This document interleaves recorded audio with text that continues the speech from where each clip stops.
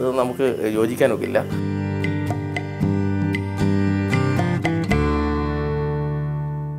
എല്ലാ കലയിലും വെളിച്ചത്തിനു വേണ്ടിയുള്ള വ്യക്തി സമൂഹ മനസ്സിന്റെ ഒരു കൈനീട്ടലുണ്ട്. ജിതേഷിന്റെ വാക്കുകളിൽ, വരകളിൽ, അതിദ്രുതം ചലിക്കുന്ന കൈവിരൽ തുമ്പിൽ, ചിരിയും വിസ്മയവും ഉണരുന്ന ജനമുഖവുമായുള്ള കൊടുക്കൽ വാങ്ങലുകളിൽ ഒക്കെ പ്രകാശഭരിതമായ ഒരു ലോകത്തെക്കുറിച്ചുള്ള ഉത്കണ്ഠകളുണ്ട്. ഡാവിഞ്ചിയെ പോലെയുള്ള ചിത്രകാരന്മാർ വലത് കൈയും ഇടത് കൈയും ഒരുപോലെ ഉപയോഗിച്ച് ചിത്രം വരച്ചതായി നമ്മൾ കേട്ടിട്ടുണ്ട്. എനിക്ക് ഇടത് കൈയും വലത് കൈയും ഒരുപോലെ ചിത്രം വരയ്ക്കാൻ ഞാൻ ഉപയോഗിക്കാറുണ്ട്. ഇതാ ഇടക്കാലത്ത് ഇടതുപക്ഷത്തിലേക്ക് ചാഞ്ഞ ഒരു രാഷ്ട്രീയ നേതാവിനെയാണ് വരയ്ക്കുന്നത്. ഏറ്റവും കൂടുതൽ തവണ കേരളത്തിൻ്റെ മുഖ്യമന്ത്രിയായത് ഇദ്ദേഹമാണ്. ഇദ്ദേഹം ഒരു ചിത്രകാരൻ കൂടിയായിരുന്നു.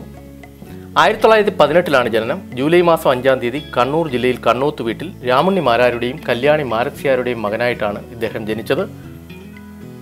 ഇടക്കാലത്ത് ഇടതുപക്ഷത്തിലേക്ക് ചാഞ്ഞ ആ നേതാവിനെ ഇടത് കൈകൊണ്ട് തന്നെ ഞാൻ വരയ്ക്കുന്നു. അദ്ദേഹം ഏറെക്കാലം കോൺഗ്രസിൽ ഇടഞ്ഞു തന്നെ നിൽക്കുകയായിരുന്നു എന്നുകൂടി ഓർമ്മിപ്പിച്ചുകൊണ്ട്, കണ്ണൂരിൽ നിന്നും തൃശ്ശൂരിലേക്ക് അദ്ദേഹം വന്നത് തന്നെ ചിത്രരചന പഠിക്കാൻ വേണ്ടിയാണ്. പക്ഷേ രാഷ്ട്രീയത്തിൽ സജീവമായതിനു ശേഷം അദ്ദേഹം ചിത്രം വരച്ചില്ല. എതിരാളികളെ മൂക്കുകൊണ്ട് ഇച്ഛ വരപ്പിക്കുന്നതിലായി അദ്ദേഹത്തിൻ്റെ കൗതുകം.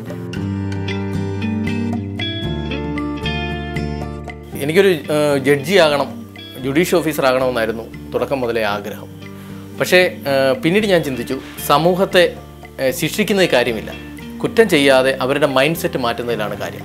അതുകൊണ്ട് തന്നെയാണ് ഞാൻ എൻ്റെ ഇൻഫോർടൈൻമെൻറ്റ് കാർട്ടൂൺ ഷോയിലൂടെ പ്രകാശം പരത്തുന്ന പെൺകുട്ടി, ടി പത്മനാഭൻ എഴുതിയ കഥയാണെങ്കിൽ പ്രകാശം പരത്തുന്ന അനേകായിരം മഹത് വ്യക്തികളെ വരച്ചുകൊണ്ട് അവരുടെ ജീവിതത്തിൻ്റെ സന്ദേശങ്ങൾ, മെസ്സേജുകൾ, നല്ല ചിന്തകൾ, പോസിറ്റീവ് എനർജി പകരുന്ന ചിന്തകൾ പൊതുസമൂഹത്തിലേക്ക്, അല്ലെ എന്നെ ശ്രവിക്കുന്ന, എന്നെ കാണുന്ന പ്രേക്ഷകരിലേക്ക് കൊടുക്കുവാനാണ് ഞാൻ എൻ്റെ വരയരങ്ങിലൂടെയും എൻ്റെ കലാരൂപത്തിലൂടെയും ഞാൻ ആഗ്രഹിക്കുന്നത്.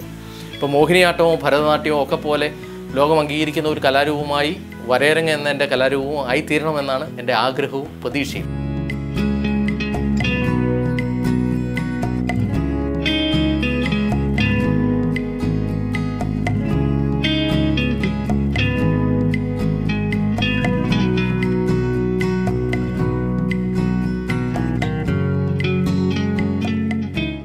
വേറിട്ട കാഴ്ചകളിൽ ഒരാളെ നിങ്ങൾക്കും അറിയാമല്ലോ.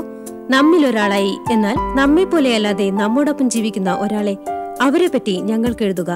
അതുപോലെ തന്നെ നിങ്ങളുടെ നിർദ്ദേശങ്ങളും അഭിപ്രായങ്ങളും അയക്കേണ്ട വിലാസം: പ്രൊഡ്യൂസർ, വേറിട്ട കാഴ്ചകൾ, Kairali television, Kairali towers, university post, Thiruvananthapuram 34.